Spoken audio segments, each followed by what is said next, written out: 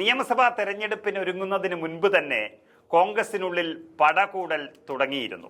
വലിയ ചർച്ചകൾ പാർട്ടിക്കുള്ളിൽ നടക്കുമ്പോൾ പാർട്ടിക്ക് പുറത്തുള്ളവർ ഇതിനെ ഏത് രീതിയിലാണ് നോക്കിക്കാണുന്നത് എന്ന് ഒന്ന് പരിശോധിക്കണം. ആരോഗ്യപരമായ ചർച്ചകൾ ഒരു പാർട്ടിയെ മുന്നോട്ട് നയിക്കുക തന്നെ ചെയ്യും. എന്നാൽ അതിനും അപ്പുറം നടക്കുന്ന ചർച്ചകൾ പലപ്പോഴും കൈവിട്ടു പോകുന്നുണ്ട്. ഇതിനെ ശക്തമായി വിമർശിച്ച് രംഗത്ത് വന്നിരിക്കുകയാണിപ്പോൾ ദീപിക ദിനപത്രം. ദീപിക ദിനപത്രം എന്നാൽ നമുക്കറിയാം, കത്തോലിക്ക സഭയുടെ മുഖപത്രമാണ് ദീപിക ദിനപത്രം.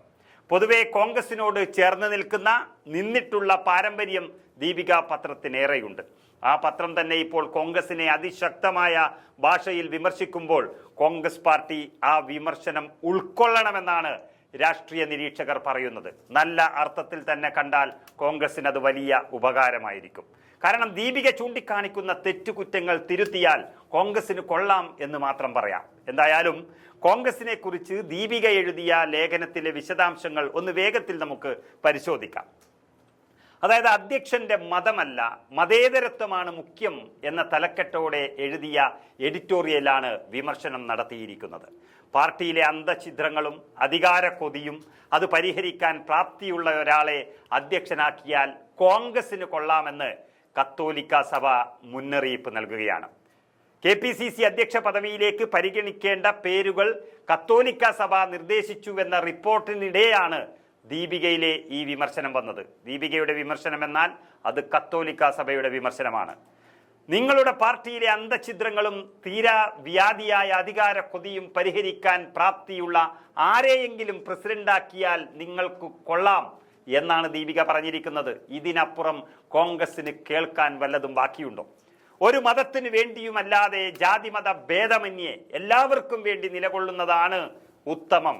ഏതായാലും ഞങ്ങൾക്ക് ഇത്ര മന്ത്രി വേണം, അല്ലെങ്കിൽ KPCC പ്രസിഡന്റ് വേണം എന്നൊന്നും പറയാൻ കത്തോലിക്ക സഭ ഉദ്ദേശിക്കുന്നില്ല. സ്ഥാനമാനങ്ങളുടെ വീതം വയ്പിനേക്കാൾ വിവേചനം കൂടാതെ നീതി വിതരണം ചെയ്യുന്നതിലാണ് കാര്യം. അതൊന്ന് ഉറപ്പാക്കിയാൽ മാത്രം മതി.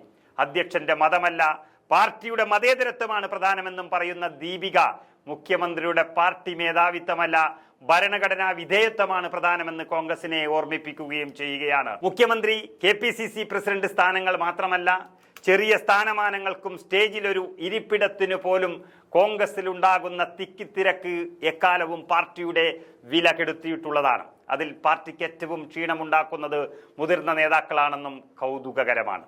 KPCC നേതൃമാറ്റത്തിനുള്ള നീക്കങ്ങൾ ഹൈക്കമാൻഡ് വീണ്ടും സജീവമാക്കിയതോടെയാണ് ഇപ്പോഴത്തെ പൊട്ടിത്തെറികളെന്നും ദീപിക ആരോപിക്കുകയാണ്.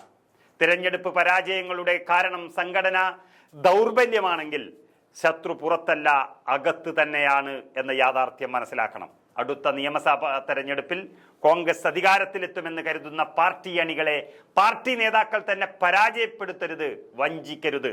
കേന്ദ്രത്തിലായാലും സംസ്ഥാനങ്ങളിലായാലും ഒരു പാർട്ടിയും അധികാരത്തിലെത്തുന്നത് അവരുടെ കഴിവുകൊണ്ട് മാത്രമല്ല, എതിരാളികളുടെ കഴിവുകേടുകൊണ്ടും കൂടിയാണ് എന്ന് പറയുന്ന ദീപിക BJP രാജ്യമൊട്ടാകെ ആ സാധ്യത ഉപയോഗിച്ചുവെന്ന് കോൺഗ്രസിനെ ഓർമ്മിപ്പിക്കുകയാണ്. കേരളത്തിൽ അടുത്ത തവണയും തങ്ങൾക്കത് ഉപയോഗിക്കാനാകുമെന്നാണ് CPM ചിന്തിക്കുന്നത്. കോൺഗ്രസിലെ ചിന്ത പാർട്ടി എന്ന നിലയിലല്ല, മറിച്ച് നേതാക്കൾ എന്ന നിലയിലാണെന്ന് ചൂണ്ടിക്കാട്ടാനും ദീപിക മടിക്കുന്നില്ല, മറന്നിട്ടില്ല.